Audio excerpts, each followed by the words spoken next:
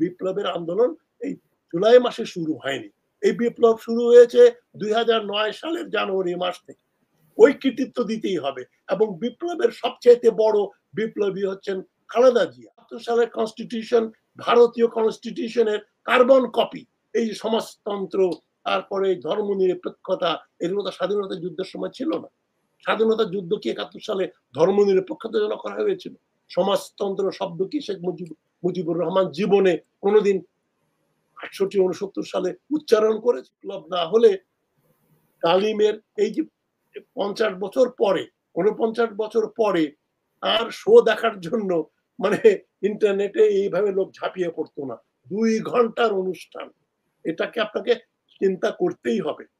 মানে ডালিমের পপুলারিটি এবং খালেদা জিয়া বিএনপির পপুলারিটি। খালেদা জিয়া ৭ তারিখে লন্ডন যাবেন চিকিৎসা করতে। গুলশান থেকে শুরু করে উত্তরা থেকে শুরু করে রাস্তায় লক্ষ লক্ষ লোক। এটা কি প্রমাণ করে? যে আওয়ামী লীগ বলে যা ছিল, শেখ মুজিবুর রহমানের চেতনা, স্বাধীনতার চেতনাকে লোকে কবর দিয়েছে। এখন আরেকটা প্রশ্ন হচ্ছে, আমরা শাসনতন্ত্র আমাদের পবিত্র জিনিস। শাসনতন্ত্র কোনো পবিত্র জিনিস না। জাতীয় পতাকা, জাতীয় সঙ্গীত, শাসনতন্ত্র দেশের প্রয়োজনে যখন তখন পরিবর্তন হয়।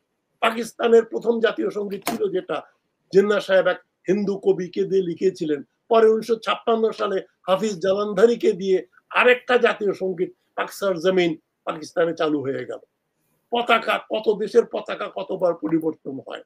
সুতরাং এগুলো ইমোশনাল কথাবার্তা। ৭২ সালে সংবিধান তৈরি করা হয়েছিল শেখ মুজিবকে সামনে রেখে। শেখ মুজিবকে রাজার জায়গায় বসিয়ে দিয়ে, এখন নায়কের জায়গায় বসিয়ে দিয়ে প্রধানমন্ত্রীকে এত ক্ষমতা দেয়া হলো ৭২ সালের সংবিধানে, যেটা পৃথিবীতে কোথাও নাই। ওই সংবিধান আপনি রেখে চলবেন তা তো হয় না, পরিবর্তন করতেই হবে। এখন পুরোটা করবেন নাকি আপনি যেখানে যেখানে দরকার সংশোধন করবেন। সংশোধন এবং পরিবর্তন এর ভিতর লাইন পার্থক্যটা খুবই সূক্ষ্ম। কেননা বেশিরভাগ দেশের সংবিধানে, যেটা আগে বলেছি, বহু জিনিস কমন থাকে। সবার আইনের কাছে সবাই সমান, সবার সমান অধিকার থাকবে, কথা বলার অধিকার থাকবে, ইত্যাদি ইত্যাদি। এগুলো তো থাকবেই। এগুলো কি ৭২ সালের কনস্টিটিউশন থেকে আনা হয়েছে? ৭২ সালের কনস্টিটিউশন ভারতীয় কনস্টিটিউশনের কার্বন কপি। এই সমাজতন্ত্র, তারপরে ধর্মনিরপেক্ষতা, এগুলো তো স্বাধীনতা যুদ্ধের সময় ছিল না। স্বাধীনতা যুদ্ধ কি ৭১ সালে ধর্মনিরপেক্ষতার জন্য করা হয়েছিল? সমাজতন্ত্র শব্দ কি শেখ মুজিবুর রহমান জীবনে কোনোদিন ৬৮-৬৯ সালে উচ্চারণ করেছিলেন? করেন নাই। সুতরাং ওইটা একটা পবিত্র জিনিস মাথায় করে নিয়ে নাচতে হবে, এটা হয় না, এটা হয় না। আর ৫ নম্বর পয়েন্ট আমি যেটা আসতে যাচ্ছি, ইউএস ইন্ডিয়া, ভারত এবং আমেরিকা কি একসঙ্গে বাংলাদেশের ব্যাপারে সিদ্ধান্ত গ্রহণ করছে? এখন দেখেন জো বাইডেন ওয়াশিংটনে বসে আছে, হোয়াইট হাউস। জো বাইডেন আর ৩ দিন পরে চলে যাবেন। জো বাইডেনের যাওয়ার পরে যে মার্কিন পলিসি হবে, সেটা কিন্তু একেবারে ব্ল্যাঙ্ক চেক দিয়ে দিচ্ছেন নরেন্দ্র মোদীকে, সেটা কিন্তু হবে না। ডোনাল্ড ট্রাম্প অলরেডি নরেন্দ্র মোদীকে তার ইনঅগ্রেশনে ডাকছেন না। পররাষ্ট্রমন্ত্রী জয়শঙ্কর লন্ডনে, ওয়াশিংটনে গিয়ে ২৪ থেকে ২৯ তারিখ পর্যন্ত ৫ দিন ধরে লবিং করে ব্যর্থ হয়ে ফিরে আসছেন এবং বলা হচ্ছে এখন জয়শঙ্কর ভারতের প্রতিনিধিত্ব করবে ট্রাম্পের ইনঅগ্রেশনের সময়। ট্রাম্প আসলে ভারতের প্রতি যে আমেরিকার যে নীতি, তার একটা আমূল পরিবর্তন হবে। কতটা হবে, কিভাবে, আমরা জানি না। এবং আমেরিকার ট্রাম্প ক্ষমতা আসার পরে ডক্টর ইউনূসের সঙ্গে এখন যে জো বাইডেনের যে সম্পর্ক, সে সম্পর্ক সম্পূর্ণ না হলেও ৯০% ভেঙে পড়বে। কারণ ট্রাম্প পার্সোনালি যাকে লাইক করে না, তার কোনো সঙ্গে তার সম্পর্ক রাখে না এবং তাকে পানিশমেন্ট দেয়। ডক্টর ইউনূসকে উনি পছন্দ করেন না, কেননা উনি হিলারি ক্লিনটনের বন্ধু। আপনি ট্রাম্পের বক্তৃতা দেখবেন, হিলারি ক্লিনটনের নাম আসলেই ফেক এবং তাকে কি কি মানে অশোভনীয় ভাষা ব্যবহার করে ট্রাম্প। ইউনূস সম্বন্ধে বলেছিলেন, where is that micro credit man from Bangladesh. সুতরাং ভারত তো চেষ্টা করবেই। এখন ভারত আমেরিকা মিলে সবসময় এক লাইনে থাকবে এটা আমি মনে করি না। ৪ দিন পরে এটার আমূল পরিবর্তন হবে। 6 নম্বর পয়েন্টে যেটা আমি যেটা আসছি যে মূল পয়েন্টে, যে আওয়ামী লীগকে নিষিদ্ধ না করে শুধু ছাত্রলীগকে নিষিদ্ধ করাটা আমি বহুবার বলেছি এটা বোকামি। প্যারেন্ট অর্গানাইজেশন হচ্ছে আওয়ামী লীগ। আওয়ামী লীগ ৪৯ সাল থেকে স্বাধীনতা পর্যন্ত নেতৃত্ব দিয়েছে। আরে তাহলে মুসলিম লীগও তো ১৯০৬ সাল থেকে ১৯৪৭ পর্যন্ত এই পাকিস্তান অর্জন পর্যন্ত বিরাট ভূমিকা পালন করেছে। সেই মুসলিম লীগের কবর রচিত হলো পূর্ব পাকিস্তানে ১৯৫৪ সালে। তাহলে সেটা কেন হলো? আরে মুসলিম লীগের বিরুদ্ধে আমরা দাঁড়াবো। মুসলিম লীগ তো পবিত্র জিনিস। এখন যিনি বলছেন আম ৪৭ কেন আসবে? ৪৭ এই জন্যই আসবে যে ৪৭ না হলে ৭১ হতো না।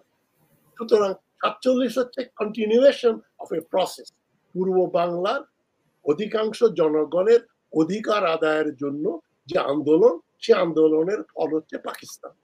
পাকিস্তান ডেলিভার করলো না, গুডস দিল না। বাচ্চাদের নাম রাখা হতো জিন্নার নামে রাখা হতো না। জিন্না এভিনিউ, জিন্না হল সবকিছু জিন্নার নামে। বহু শিশুর জন্ম যাদের এই ৪৪ ৪২-৪৩ সাল থেকে একেবারে ৭০ সাল পর্যন্ত বাংলাদেশে যারা জন্মগ্রহণ করেছে, বহু শিশুর নাম জিন্নার নামে করা হতো। পাকিস্তান ছিল জনগণের ইউটোপিয়া, সোনার পাকিস্তান বলতো। সেটা যখন ভেঙে গেল তাদের জন্যই। তো এখন এটাকে অস্বীকার তো করতে পারবো না। আমাদের বাপ দাদারা যে পাকিস্তান অর্জন করেছেন, এটাকে যদি বলি তারা গরু ছাগল ছিল, কিছু বুঝতো না, এবং আমরা ৭১ সালে আমাদের শুরু। ৪৭ না হলে তো ৭১ হতো না। কেননা পূর্ব বাংলা পশ্চিম বাংলার অংশ হতো এবং আমরা ভারতের অংশ থাকতাম। সুতরাং বাংলাদেশের জন্য ১৯৪৭ সালকে আপনার মনে রাখতেই হবে। নইলে আজকে যে বাংলাদেশ আছে, ভারতের সঙ্গে পার্থক্যটা কোথায়? আমাদের 1947 ইজ দ্য ডিমার্কেটিং লাইন। আমরা কিন্তু আলাদা হয়েছিলাম। পাকিস্তান থেকে আলাদা হয়েছি, তার মানে তোমাদের সঙ্গে মিশে যাব সেজন্য নয়। ওইটা যদি মনে না রাখেন তাহলে বাংলাদেশী জাতীয়তাবোধ বলে কোনো জিনিস জন্ম নেবে না এবং জন্ম নেওয়ার সঙ্গে সঙ্গে মরে যাবে। ওইটাকে স্মরণ রাখতে হবে। এখন নির্বাচনের ব্যাপারে যে কথাগুলো বলা হচ্ছে ৪ বছর পর পর নির্বাচন হতে পারে।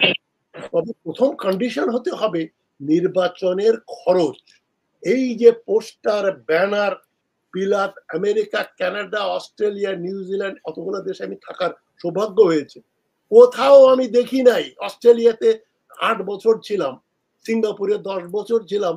কোথায় কবে নির্বাচন হয়ে গেল টেরও পেলাম না। খবরের কাগজে দেখলাম যে এত অমুক পার্টি থেকে এমপি হয়েছে। আপনি আইন করে বন্ধ করতে হবে। রাস্তায় কোনো ব্যানার দড়ি টাঙ্গায়া, বাঁশের মাচা কইরা, মঞ্চ বানায়া, নৌকা, ওইদিকে দাঁড়িপাল্লা, ওইদিকে ধানের শীষ দিয়া, এই যে কোটি কোটি টাকার অপচয় একেবারে নিষিদ্ধ করতে হবে। একটা দেয়ালে একটা পোস্টার লাগানো হলেই বিএনপি, আওয়ামী লীগকে ভোট দেন বা জামাত ইসলামকে ভোট দেন, সঙ্গে সঙ্গে এই পার্টিকে কয়েক লক্ষ টাকা ফাইন করতে হবে। ওই ক্যান্ডিডেট যে তোমার ওখানে পোস্টার দেখলাম তোমাকে ভোট দেওয়ার জন্য দেওয়ালে তুমি লাগাইছো, দেওয়াল কি তোমার বাপের সম্পত্তি?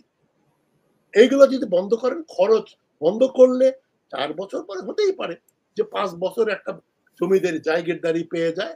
আপনি ৩ বছর ৪ বছর বিলাতে, আমেরিকায়, কানাডা যেটা আছে, ওইটা একটা মহা অন্যায় কিছু না। ২১ বছরে নির্বাচিত করতে পারবে। ২১ বছরে ম্যাচিউর যদি হয়, এখনকার ছেলেপেলে আরো আগের চেয়ে বেশি ম্যাচিউর। ইন্টারনেটের মাধ্যমে তারা যা কিছু শেখে, ২০-২১ বছরের ছেলে-মেয়েরা এখন ৪০-৫০ বছরের লোকেদের চাইতে অনেক বেশি জানে। এখন বিদেশ থেকে আনা হবে। বিদেশ থেকে না আনলে আপনি পার্লামেন্টারি সিস্টেম তো বিলাত থেকে আসছে। প্রেসিডেন্সিয়াল ফর্ম আমেরিকা থেকে আসছে। তারা সবকিছু বাদ দেন।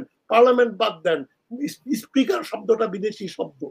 পার্লামেন্ট মেম্বার বা সদস্য তো বিদেশি বিদেশি কনসেপ্ট। তাহলে আপনারা ওই সুলতানি আমলে চলে যান, মোগল আমলে চলে যান, বাদশাহ নবাব এগুলো বানায় দেশ শাসন করেন, রাজতন্ত্র সৌদি আরব বা ইরান থেকে নিয়ে আসি। এগুলো কোনো কথা না। এখন কথা হচ্ছে যে আমাদের জন্য যেটা ভালো সেটা আমরা নির্ধারণ করব। কিছু বিদেশ থেকে আনবো, কিছু আমরা উদ্ভাবন করব। এখন ২১ বছর না ২৫ শেষ বছরে নির্বাচিত হবে, আমি শেষ করছি।